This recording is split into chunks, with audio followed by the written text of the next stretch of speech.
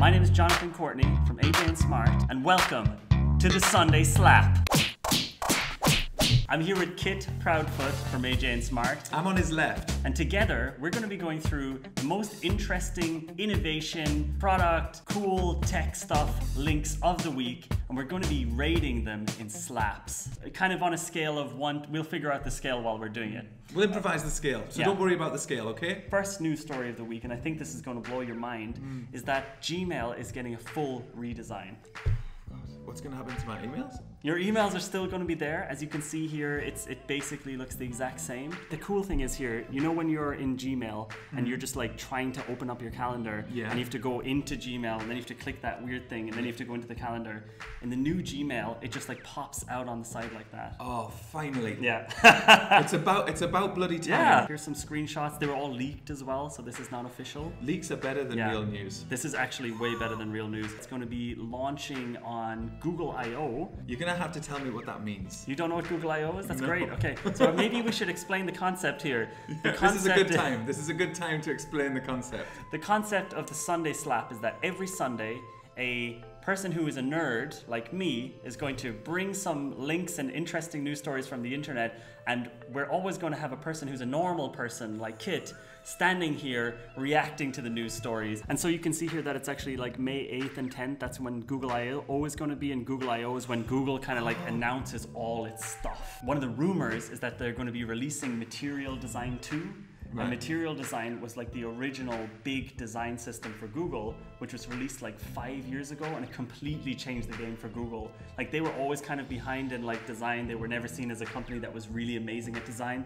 And then this guy called Matthias Duarte, and he's a Chilean designer, as you can see. And basically he was the guy who ran the entire Material Design project and released it at Google. And this really changed the game for Google. It was like a system for consolidating all of their digital products to give them a similar look and feel and really give them this kind of Apple style, you know, sexiness. When you're saying design, you literally mean visual design. In this case, I mean it's in a design system, so it's not just visual. It's the rules for the design system. So Material Design was a set of guidelines that Android developers could use, Android developers and designers could use to make sure that the apps were a little bit more coherent. Because back in the day, like 5 years ago, Android was pretty ugly.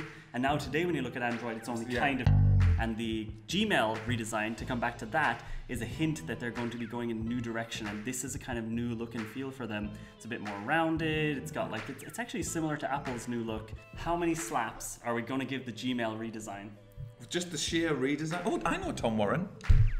There's Tom Warren. Yeah. How many slaps are we going to give? Good old Tom. Well, now that I was going to say 4, but I'd say 400 because Tom Warren. 400 slaps. So let's look at this news story. I find this really, really creepy and really, really cool. So you know that Google has been working on all these like crazy AI and deep learning projects. Oh, I'm obsessed. I think you know that. I don't understand it, but I'm obsessed with it. Yeah. So the cool thing about this is it's so cool that you don't even need to understand it. So let me just show you this video. Let's just watch it and just enjoy. Okay? And remember, this is not a human making this happen. This is like machine learning. It's not like being edited in the background. Yeah. Okay. So this is like real-time shit, okay? I'm not a fan of flying. I hate being on planes. He might say, in general, there's so many noises. You know what I mean? I won't. So one thing you should understand here is that 2 people are speaking at the exact same time, right? So they're just on stage speaking at the same time. It's impossible to understand what they're saying. Okay? You don't need to review that part yet. Right. Flush the toilet on an airplane because of the noise. Okay, now watch this bit here. Now when it's being pulled to the right, the machine learning is trying to lock onto one of the voices and isolate it. Just look how crazy this is. You hit flush, then you turn around, nothing happens for 5 seconds, then out of nowhere, boom! Boom! Oh my God! I just put a hole in the plane. The city bus does not decertify. It is like a liquid UN. Isn't that crazy? That already sounds unbelievable. So imagine like I mean, this is basically one of their experiments, their deep learning experiments. And I think it's really creepy if you think about the fact that imagine you are selling a system like this to a government and that they're able to like look into a crowd and just already like using machine learning, hear the things that people are saying, and you know, be able to completely pull out entire conversations. I mean, it's really cool. It's really cool to see this, and it's really cool that they're able to kind of bring out these you know, examples of how it can be used. But just imagine how this could be used. Yeah, I've said some pretty bad things in crowds. But obviously, I mean, there are potential privacy issues, and they've definitely talked about that. Very I mean, their funny, voices also, are pretty similar, right? That's what I'm saying. So their voices must be touching upon the same frequency spectrums. I don't know how it works. It's crazy. Great stand-up, by the way, Rory Scovel. Check out his Netflix special. I'm an expert in Netflix specials. I think I might rate this one.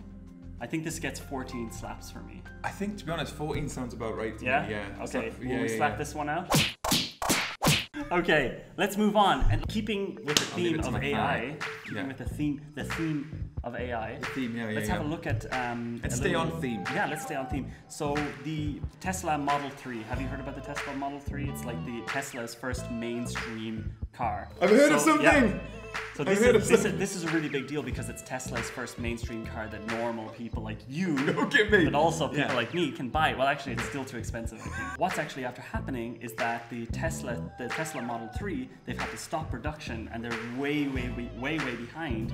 Everybody expected this in the industry. Everybody knew this was going to happen. But one of the biggest reasons that Elon Musk says caused it is that excessive automation was the mistake. And to be precise, humans are underrated. So Elon Musk, who's like the AI, you know, king and whatever, even though he said he's afraid of AI, the person who wants to automate everything, has said that the reason that they're so fucked up right now is because they actually tried to automate too many things. How crazy is that? Well, I think that's a big one. Like, he seems to have been more of a flamethrower person. Big Musk. He's like almost got really into stoking debate out in the world, right? Yeah. So my thinking is, did he flippantly write part of that? Is he slightly addicted to causing these firestorms on Twitter? Do you see what I'm saying? That's what I have a feeling about. Don't get me wrong, he obviously has a good handle on what he's talking about. Yeah. It's true, and I think he wants to sound as human as possible, and he always wants to seem vulnerable, but at the same time, you know, he has absolutely no emotions, right? He doesn't have time. How many slaps would you give this news story? I mean, how many slaps would you give Elon Musk admitting that he's gone too far with automation? How many? Just one?